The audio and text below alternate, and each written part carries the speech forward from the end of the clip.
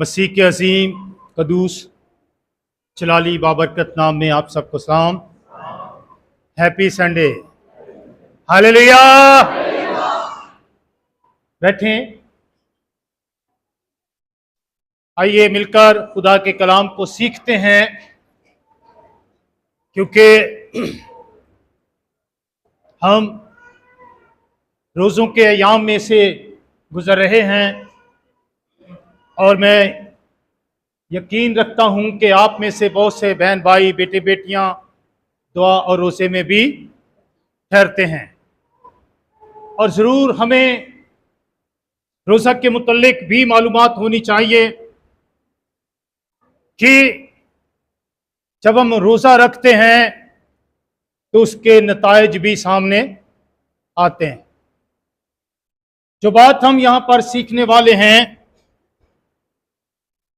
वो रोज़ा और उसके नताइज के तल्लक से है। हमने आस्तर की किताब में से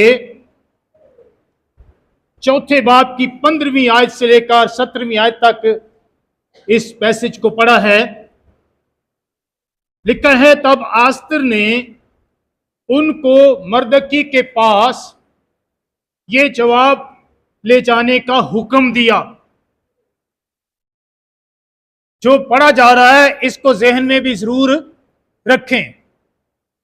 हुक्म दिया कि जा और सोसन में जितने यहूदी मौजूद हैं उनको इकट्ठा कर, और तुम मेरे लिए रोजा रखो, और 3 रोज तक दिन और रात ना कुछ खाओ ना पियो।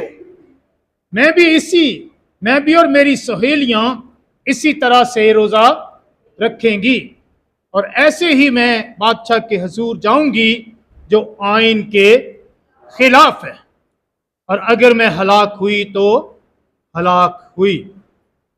चुनाचे मर्दकी रवाना हुआ और आस्तर के हुक्म के मुताबिक सब कुछ किया। मेरे अजीजो, जब हम आस्तर की किताब को पढ़ते हैं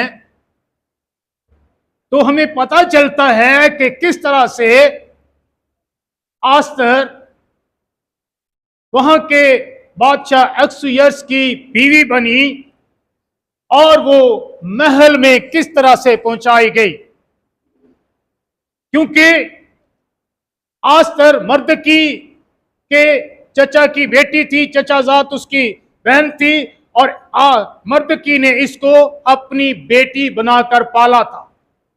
और जब वश्ती मलका ने अहसूयर्स बादशाह की नाफरमानी की तो उस वक्त बादशाह ने वश्ती मलका को छोड़ा और फिर उसके बाद आस्तर को अपनी मलका बनाया।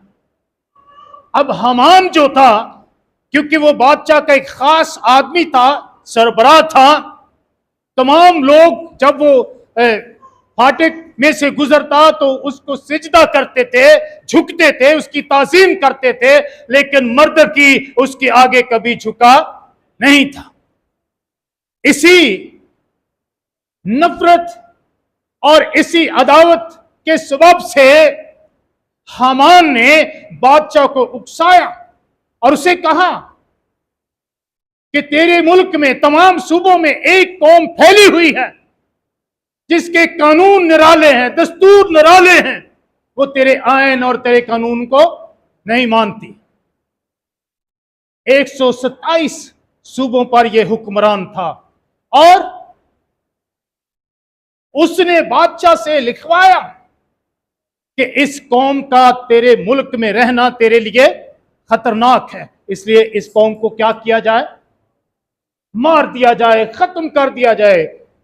और उसने बादशाह के खजानों में दाखिल करने के लिए 10,000 तोड़े चांदी भी ऑफर की इस कौम को खत्म करने के लिए। अब बादशाह से उसने ये नामा लिखवा लिया, ये कानून लिखवा लिया, उसकी मुहर लगा दी गई और तमाम सूबों में इसको पहुंचा दिया गया। मर्दकी को जब ये मालूम हुआ तो उसने टाट पहन लिया, रोजा रखा और आस्तर को यह पैगाम भिजवाया। आस्तर ने जवाब दिया कि बादशाह के हुजूर कोई नहीं जा सकता जब तक बादशाह का हुक्म ना हो, और अगर मैं ऐसे ही चली जाऊंगी तो बादशाह मुझे हलाक कर देगा।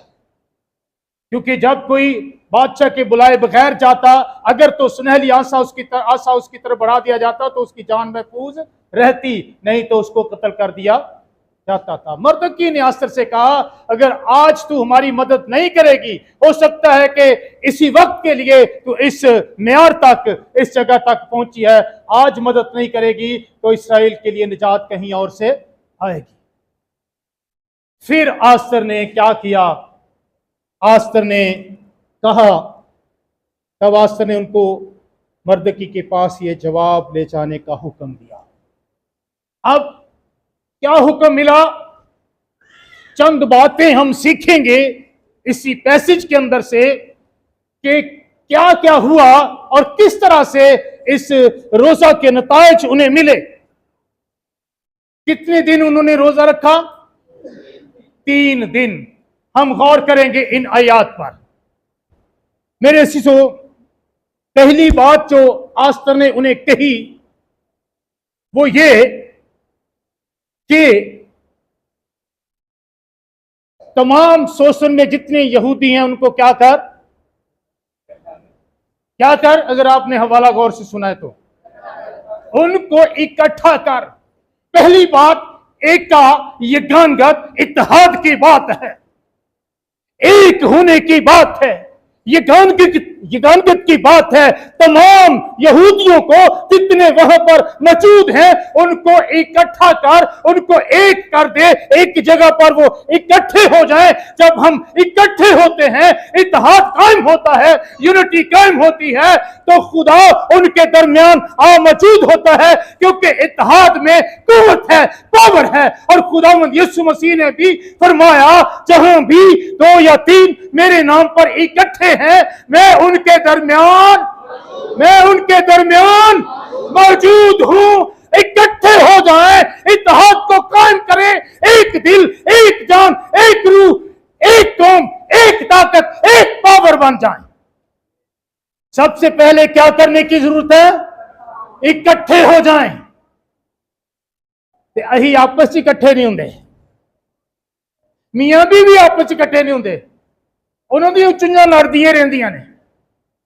हम अपने रिश्तेदारों के साथ इकट्ठे नहीं, कलीसिया एक हो जाए, एक जान हो जाए, एक रूह हो जाए, इकट्ठे हो जाए, तो खुदा उनके दरमियान मौजूद होता है। और जब खुदा मौजूद होता है तो कौन सा दुश्मन है जो फतह पाएगा? हालेलुया। और मर्दकी ने क्या किया? ऐसा ही किया जैसा उसको हुक्म दिया गया था। अगर आप चाहते हैं कि आपको खुदा आपके रोजे का अजर दे, उसका बदला दे और आपको उसका जवाब मिले, तो इकट्ठे हो जाएं, इत्तेहाद को कायम करें, आपस में खानदान भी एक हो जाएं, कलीसिया एक हो जाए, कौम एक हो जाए। और इन्होंने ऐसा ही किया। दूसरा तवारीख उसके 20 बाब की 4 आयत, वहां पर भी हम देखते हैं कि जब यहोशफत जो यहूदा की सल्तनत का बादशाह था, उसके खिलाफ बनी अमून का एक बहुत बड़ा अम्बो उससे लड़ने के लिए इकट्ठा हुआ। उसको खबर मिली, उसको पता चला, तो उसने क्या किया? आइए देखें, पढ़े जी इस हवाले को। दूसरा तवारीख 20 बाब की 4 आयत। और बनी यहूदा खुदावंद से मदद मांगने के लिए इकट्ठे हुए। अब उस बादशाह ने क्या किया? तमाम बनी यहूदा को यहां पर भी इकट्ठा किया, वो एक हो गए, इकट्ठे हुए। किससे मदद मांगने के लिए? किससे मदद मांगने के लिए? अपने खुदावंद खुदा से मदद मांगने के लिए इकट्ठे हो गए और कहते हैं, हम इतने बड़े लश्कर का, इतने बड़े अम्बों का मुकाबला नहीं कर सकते। और यहां पर भी कुछ ऐसी ही सिचुएशन है। एक तरफ 127 मंसूबों की कौम है और एक तरफ बनी इसराइल कौम है जो उनके मुकाबले में कोई हैसियत नहीं रखती, लेकिन वो क्या हो गए? क्या हो गए? हम मुल्क पाकिस्तान के अंदर कितने हैं जी? अक्सरियत है, अकलियत है? अकलियत में कम है, लेकिन खुदा ने फरमाया तुम दुनिया के नमक हो। और एक किनाली के अंदर जब आटा गूंथते उसमें उस आटे को नमकीन करने के लिए कितना नमक चाहिए? वो नहीं चाहिए जितना आटा होता है, थोड़ा सा नमक पूरे आटे को नमकीन बना देता है। आप नमकीन हैं, आप इस मुल्क पाकिस्तान को अपने उस रूहानी पावर से नमकीन बना सकते हैं, लेकिन इकट्ठे हो जाएं, इत्तेहाद कायम करें। और यहोशप्पत ने ये इकट्ठे होकर एक बहुत बड़ी जंग जीत ली, क्योंकि उन्हें लड़ना नहीं पड़ा। उनकी तरफ से कौन लड़ रहा था? खुदा खुद लड़ रहा था। Hallelujah, hallelujah. सबसे पहली बात क्या है? इत्तेहाद, यूनिटी, एकता कायम करें। और इन्होंने ऐसा किया या नहीं किया? हालेलुया। दूसरी बात उसने क्या की? रोजा रखो, रोजा रखो मेरे लिए, सारी कौम के लिए। मैं और मेरी सहेलियां भी इसी तरह। कितने दिन? 3 दिन रात। कैसा रोजा रखना है? ना कुछ और ना कुछ पीना है।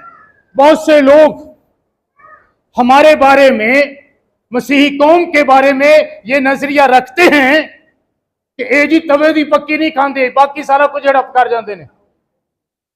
यहां बाइबल मुकद्दस किस तरह का रोजा बयान कर रही है? ना कुछ खाओ ना कुछ पियो।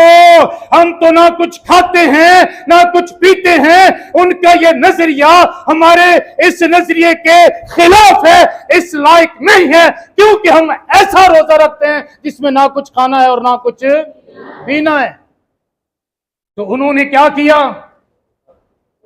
क्या उन्होंने रोजा रखा? रोजा रखा उन्होंने। Hallelujah, hallelujah. तो मेरे अजीजों, क्या करना है? दूसरा तवारीख 20 बाब 3 आयत पढ़ें, फिर योएल नबी का सहीफा उसके दूसरे बाब की 12वीं आयत भी पढ़ें। क्या करना है? रोजा रखें। मुसीबत है, दुख है, परेशानी है, बीमारी है, बेरोजगारी है, बेऔलादी है, कई मसाइल हैं हमारे पास चारों तरफ से जिन्होंने हमें घेरा हुआ है, लेकिन इस हसार को हम तोड़ सकते हैं। क्या करो? दूसरा तवारीख 20 बाब की 3 आयत निकाली, पढ़िए जी। और यहोशप्पत डर कर दिल से खुदावंद का केंज तालिब होया। दिल से खुदा के तालिब हो जाएं, दिल से खुदा की तरफ रुजू ले आए, दिल से खुदावंद को अपना खुदावंद, अपना बादशाह तस्लीम करें। डर कर उसका खौफ मानते हुए उसकी पैरवी में, उसकी रिस्पेक्ट में वो खुदावंद का तालिब हुआ। और फिर क्या लिखा है? और सारे यहूदा में उसने क्या किया? रोजा की मुनादी कराई। रोजा रखो। हम पर मुसीबत आ रही है, हम दुश्मन के हवाले नहीं होना चाहते, हम दुश्मन का मुकाबला करके फतह पाना चाहते हैं। इसलिए गालिब आने के लिए क्या करो? रोजा रखो। योएल नबी का सहीफा उसके दूसरे बाब की 12वीं आयत में क्या लिखा है? लेकिन खुदावंद फरमाता है अब भी पूरे दिल से और रोजा रख कर और गिरहजारी और मातम करते हुए मेरी तरफ रुजू लाओ, मेरी तरफ आओ। ये बादशाह भी खुदावंद की तरफ रुजू हुआ, आस्तर मलका और मर्दकी और पूरी यहूदी कौम भी खुदावंद की तरफ रुजू हुई। और इन्होंने क्या किया? रोजा रखा। रोजा रखना बड़ी अहम बात है। और इन्होंने रोजा रखा, खुदावंद के हुजूर वो झुक गए, दुआ में रोजे में ठहर गए। उन्होंने ऐसा ही किया जैसा हुक्म दिया गया था। और फिर क्या हम रोजे को यह अहमियत देते हैं? रोजे में अहमियत देने जी साढ़े पड़ोले चो कड़ा दाने मुक्के ने ही रोजा रखी, ये बात नहीं है। दाने किसी दे भी नहीं मुक्के, वो मुकते ने जड़ा इस दुनिया तो ओदे दाने मुकते ने। आपके पास सब कुछ है, सारी नेमतें हैं, हर चीज मौजूद है, लेकिन रोजा इसलिए रखना है कि हम खुदावंद की खुशनुदी को हासिल करें, हम खुदावंद की कुर्बत को हासिल करें, हम एक पावर, रूहानी पावर हासिल करें, रूहानी जिंदगी में हम पावरफुल होते चले जाएं, एक ऐसी कुव्वत हमारे अंदर हो, ऐसी पावर हमारे अंदर हो जो हमारे दुश्मन का मुकाबला कर सके। हालेलुया।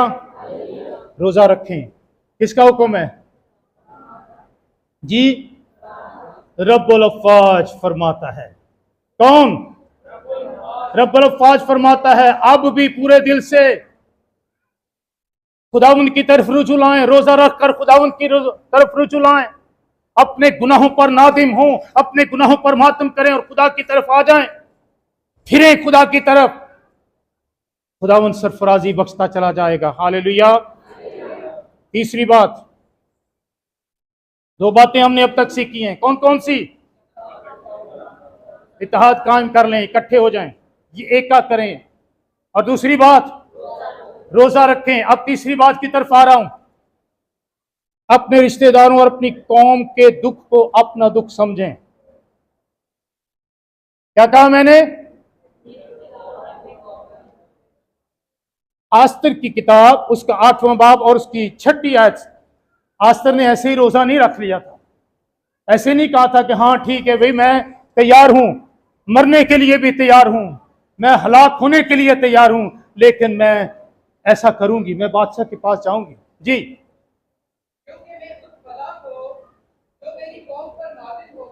क्योंकि मैं उस बला को जो मेरी कौम पर नाज़िल होगी क्यों कर देख सकती हूं।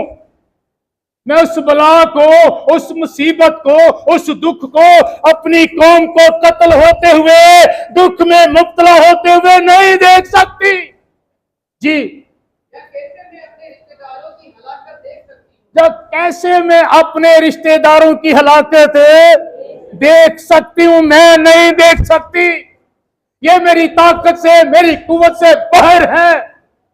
मैं अपने रिश्तेदारों के लिए, अपनी कौम के लिए हर दुख सहने के लिए तैयार हूं। उसने अपनी कौम, अपने रिश्तेदारों का दुख अपना दुख समझा। इसी तरह हमारे खुदावंद यीशु मसीह ने हमारे दुख को,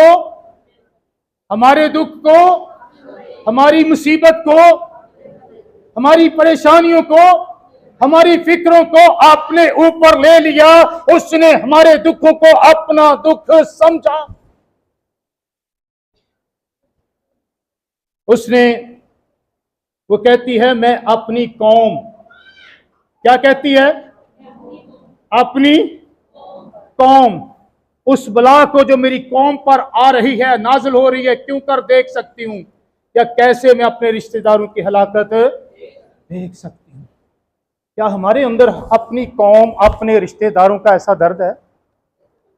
कभी ऐसा शख्स, ऐसी बेटी, ऐसा बेटा, ऐसा बाप, ऐसी मां, ऐसी बहन जो बदी की तरफ, हलाकत की तरफ, मौत की तरफ जा रही है और बर्बादी की तरफ जा रही है, बुरी राहों और बुरी ख्वाहिशों की तरफ जा रही है, उसके इस हलाकत की तरफ जाते हुए देखकर हमने उसके लिए कभी रोजा रखा? हमने उसके लिए कभी उसके दुख को अपना दुख समझा कि वो हलाक हो रही है, हलाक हो रहा है, वो बदी की राहों पर मौत और जहन्नम की तरफ बढ़ रहा है, मैं उसके लिए गिर जाऊं खुदा के कदमों में, क्योंकि ये मेरी कौम, मेरे लोग, मेरे बच्चे, मेरी बेटियां, मेरे रिश्तेदार हैं। कभी ऐसा समझा हमने?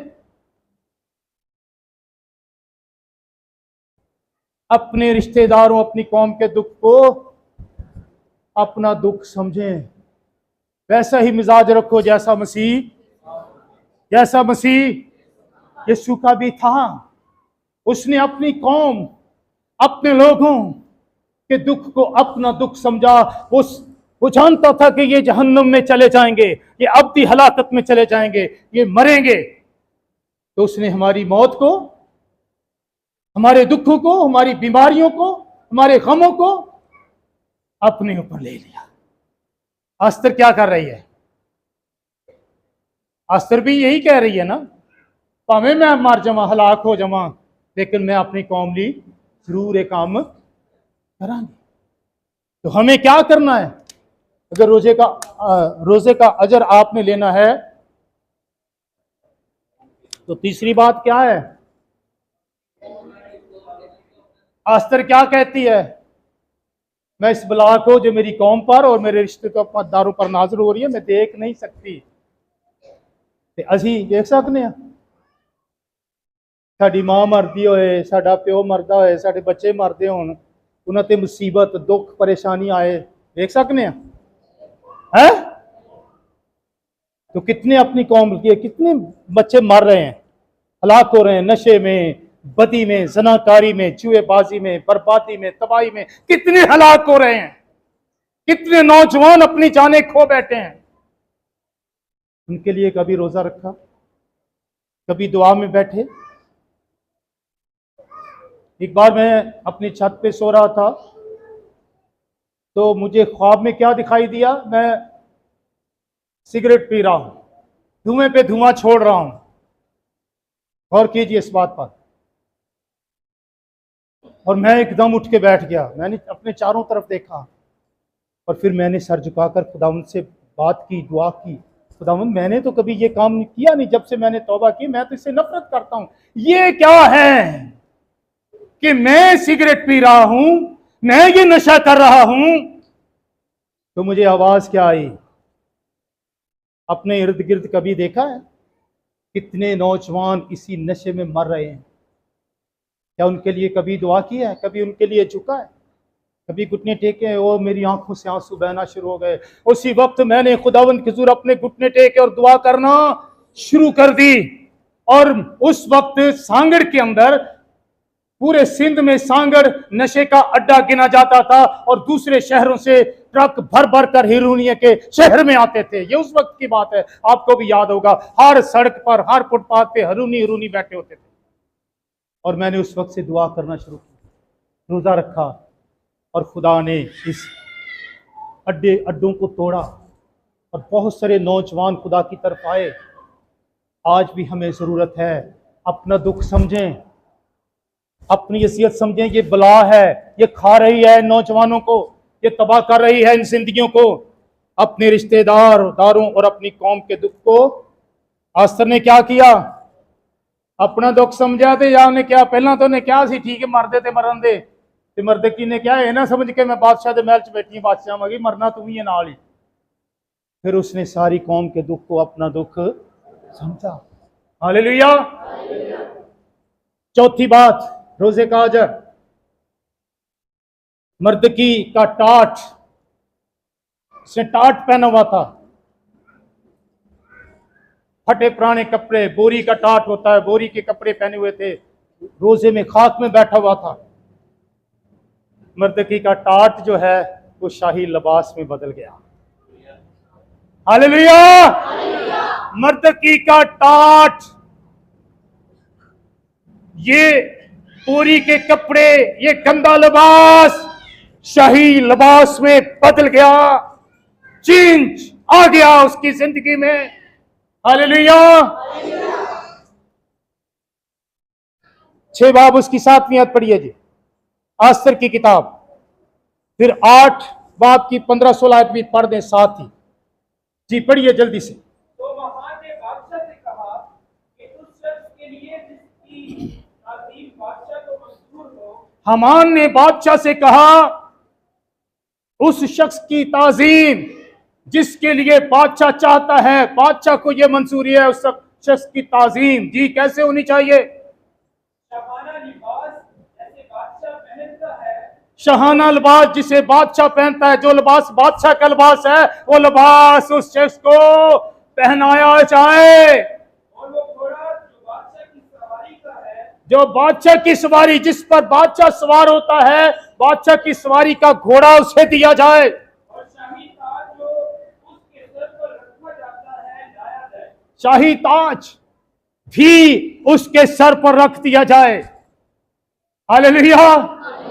बादशाह के घोड़े की सवारी, बादशाह का लिबास, शाही ताज उसे पहनाया जाए। और फिर लिखा है कि कोई मौजूद शख्स उस घोड़े की जो क्या कहते हैं लगाम होती है, उसको पकड़कर पूरे बाजार में उसको घुमाया जाए और लोग कहें कि जिसकी ताजीम बादशाह करना चाहे उसके साथ ऐसा ही किया। हालेलुया। अब मर्देकी को वो ताज पहनाया गया, वो लिबास पहनाया गया, उस घोड़े पर बिठाया गया।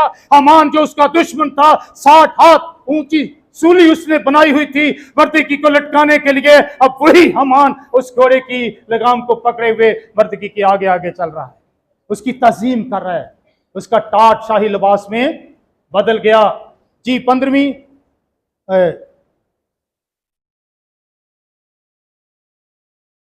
16वीं आयत मैंने 8वें बाब की कहा, वो भी पढ़ें।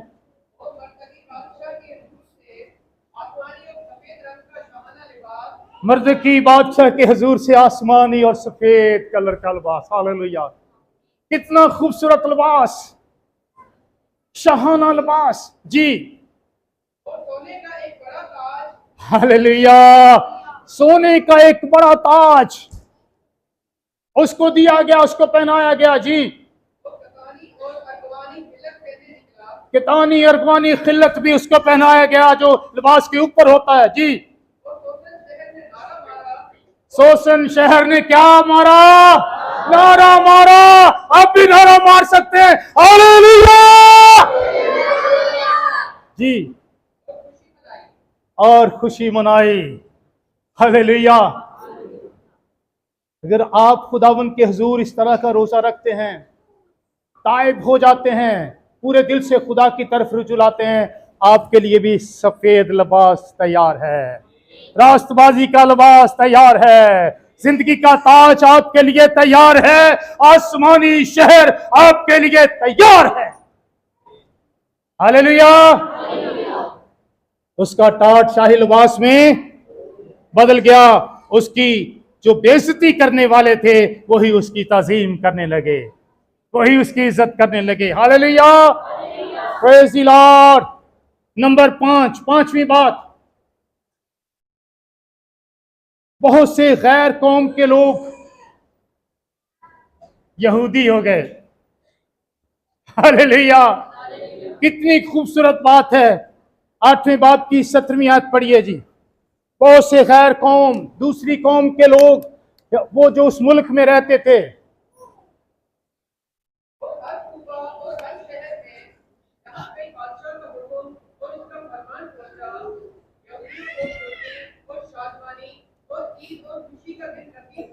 हालेलुया, और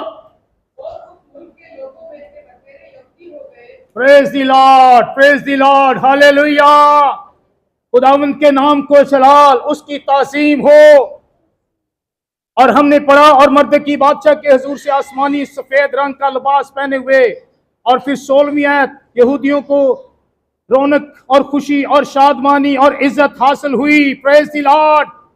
और हर सुबह और हर शहर में जहां कहीं बादशाह का हुक्म और उसका फरमान पहुंचा, यहूदियों को कुर्मी और शादमानी और ईद और खुशी का दिन नसीब हुआ। और उस मुल्क के लोगों में से बतेरे यहूदी हो गए और किन में मिल गए? Praise the Lord, hallelujah. ये रोजे का रिजल्ट है, ये नतीजा है उनके रोजा रखने का। बहुत सारे यहूदी, बहुत सारे गैर कौम के लोग यहूदियत में आ गए, उनके साथ मिल गए। जो लोग उनको मारना चाहते थे, हलाक करना चाहते थे, अब वही लोग उनके साथ मिल चुके हैं। मेरे अजीजों, मुल्क पाकिस्तान के अंदर हम दुआ में ठहरे, रोजे में ठहरे, कौमों के लिए, लोगों के लिए। खुदावंद बदलेगा जिंदगियों को, खुदावंद सोचों को बदलेगा। खुदावंद आपकी कलीसिया में आपके घर में, आपके मुल्क में कलीसिया को रौनक बख्शेगा, खुशी बख्शेगा, शादमानी बख्शेगा। और मुल्क के पाकिस्तान के अंदर गैर कौमों में से धड़ाधड़ लोग कलीसिया में, मसीह में आना शुरू हो जाएंगे। हालेलुया। ये नतायज हैं रोजे के जो अस्तर ने रोजा रखवाया। और फिर कौन सी, कितने नंबर की बात हमने की है जी? बहुत से गैर कौम के कहां आ गए? हालेलुया। फिर छठी बात, अपनी जान बचाने के लिए मुकाबला करो। अस्तर की किताब 8वें बाब की 11वीं आयत। अपने बच्चों की जान बचाने के लिए क्या करो? मुकाबला करो जी।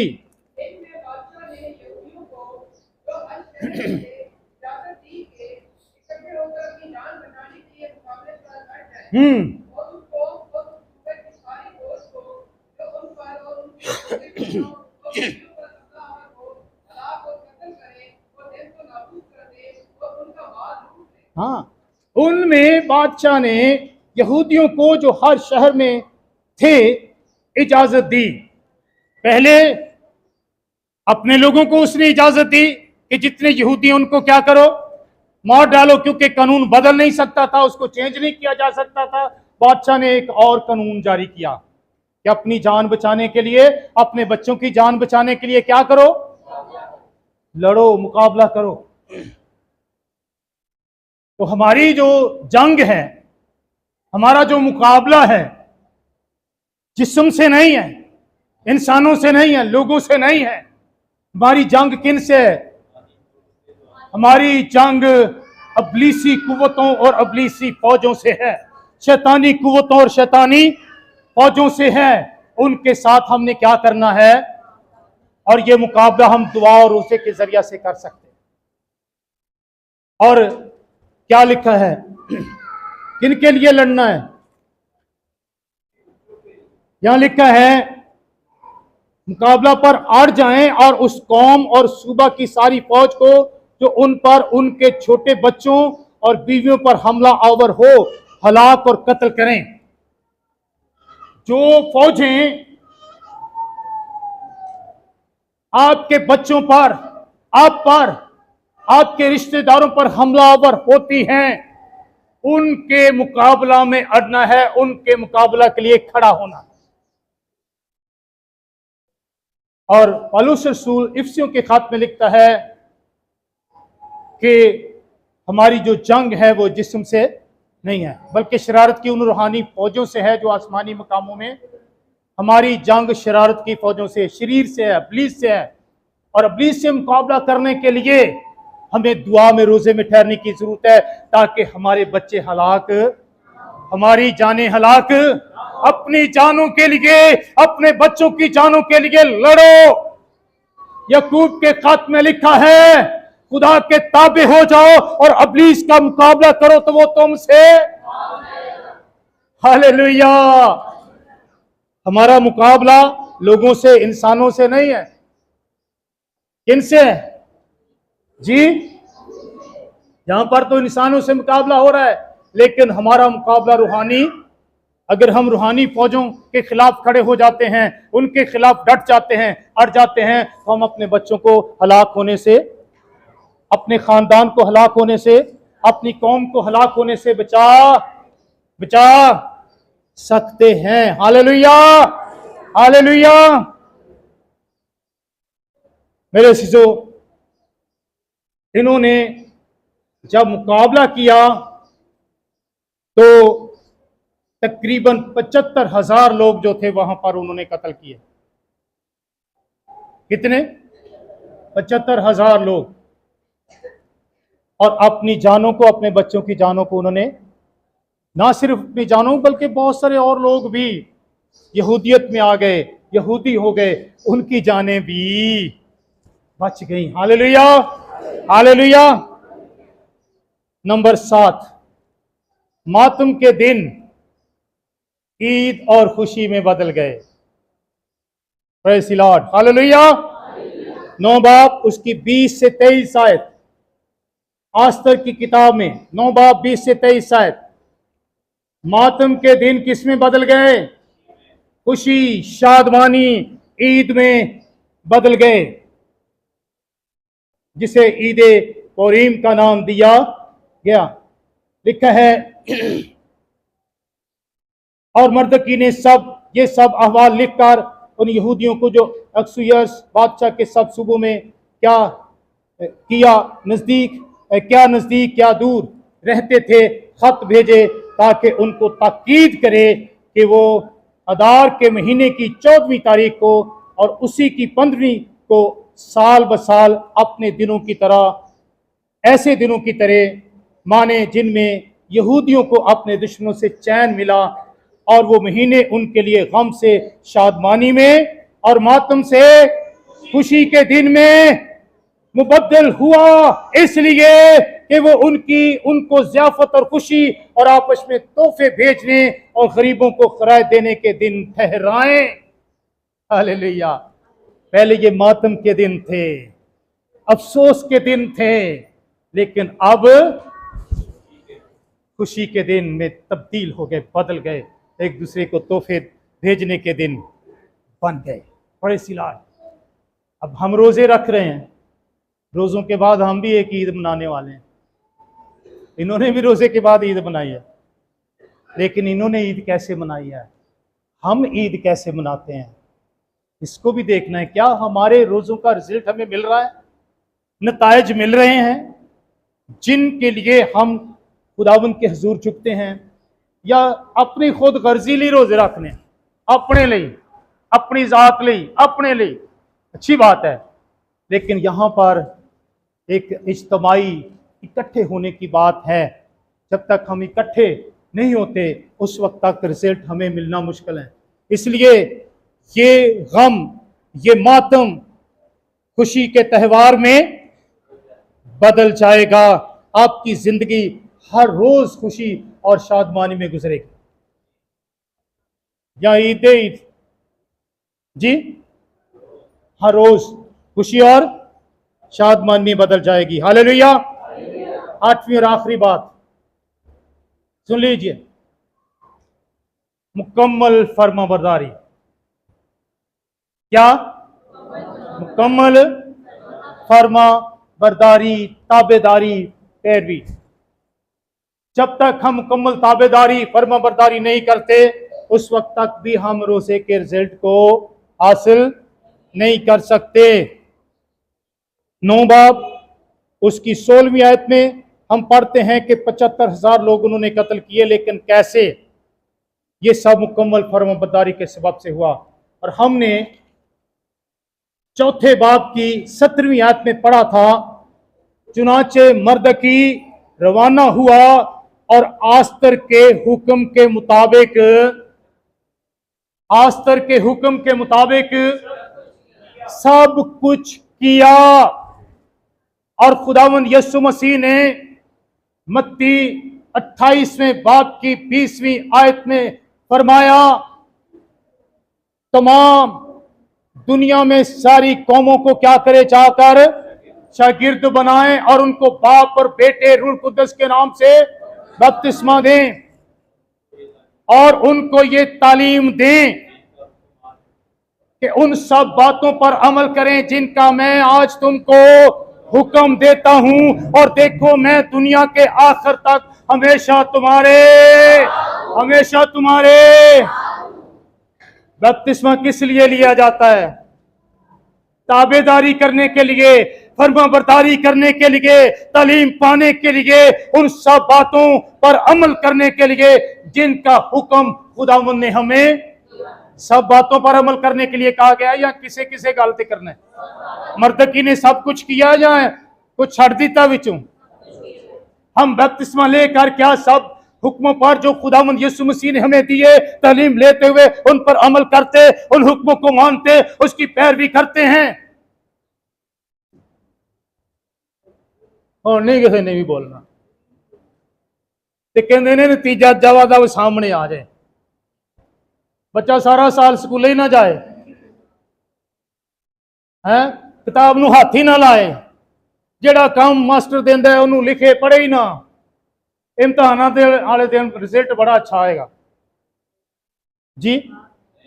ਹਾਂ ਨਹੀਂ, ਮੈਂ ਕਹਿੰਦਾ A1 ਗ੍ਰੇਡ ਚ ਪਾਸ ਹੋਏ ਤੇ ਤੁਸੀਂ ਸਾਰਿਆਂ ਨੇ A1 ਗ੍ਰੇਡ ਚ ਹੀ ਪਾਸ ਹੋਣਾ ਹੈ ਨਾ। ਖੁਦਾ ਨੇ ਕਹਿਣਾ A1 ਗ੍ਰੇਡ ਲਓ ਜੀ,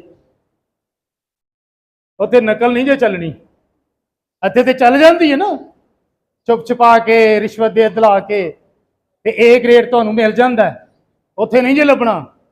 A ग्रेड लेने के लिए, खुदावंद की नजर में मकबूल होने के लिए, रोजे के रिजल्ट को देखने के लिए, खुदावंद यीशु मसीह का हर वक्त हर घड़ी दुनिया के आखिर तक साथ रहने के लिए मुकम्मल कामिल फरमाबरदारी बहुत जरूरी है। आठवीं बात, कामिल फरमाबरदारी अपनी जिंदगी में लेकर आए और सिर्फ देखते जाएं, खुदावंद आपकी जिंदगी को बदलता चला जाएगा, सोचों को बदलता चला जाएगा, खुशहाली सरफराजी आती चली जाएगी, मातम खुशी में, टाट शाही लिबास में बदल जाएगा।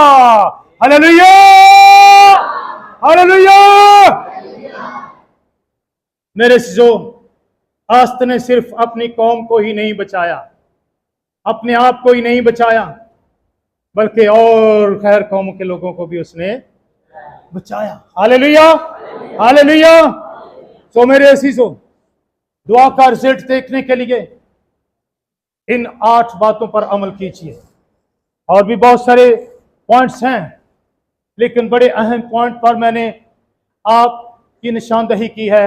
गौर करना है, इत्तेहाद को कायम करें, रोज़ा रखें, फर्माबरदार हो जाएं, अपने रिश्तेदारों, अपने अजीजों, अपने कौम का दर्द अपना दर्द समझें, फिर जाके बात बनेगी। आपके टाट, आपकी गुर्बत, आपकी पसमानदगी, आपके दुश्मन शेर हो जाएंगे। हालेलुया। आए अपने सरों को झुकाएं और अपने खुदावंद की शुक्रगुजारी करें कि हमारा खुदा हमारे दरमियान मौजूद है। मुकम्मल ताबीदारी लिखा है, उन सब बातों पर अमल करें जिनका मैंने तुमको हुक्म दिया है। मर्दकी ने उन सब बातों पर अमल किया जिनका हुक्म आस्तर ने उनको दिया था। सरों को झुका लीजिए और दुआ कीजिए, दुआ करिए कीजिए और अपने आप को खुदावंद के कदमों में मुकम्मल ताबेदारी के लिए पेश कर दीजिए। रोजा रख कर खुदा के हुजूर गिरयाजारी करें, इकट्ठे हो जाएं, एक दिल हो जाएं, एक रूह हो जाएं और अपने गुनाहों पर नादिम हो जाएं, तौबा करें, इब्लीस का मुकाबला करें तो वो आपसे भागेगा। आप नहीं भागेंगे बल्कि वो भागेगा। यहूदी कौम बच गई, उनके बच्चे बच गए और यहूदियों ने 75,000 लोगों को तय किया। आए इब्लीस के खिलाफ खड़े हो जाएं, खुदा के ताबे होकर उसका मुकाबला करें, वो भागेगा। वो आपकी जिंदगी में, आपके खानदान में नहीं रहेगा, आपकी सोचो ख्यालों में नहीं रहेगा, उसकी बादशाही आपकी जिंदगी में, आपके खानदान में कायम नहीं होगी, बल्कि खुदावंद यीशु मसीह आपकी जिंदगी में बादशाही करेगा, आपके खानदान में बादशाही करेगा। खुदावंद आप सबको बरकत दे।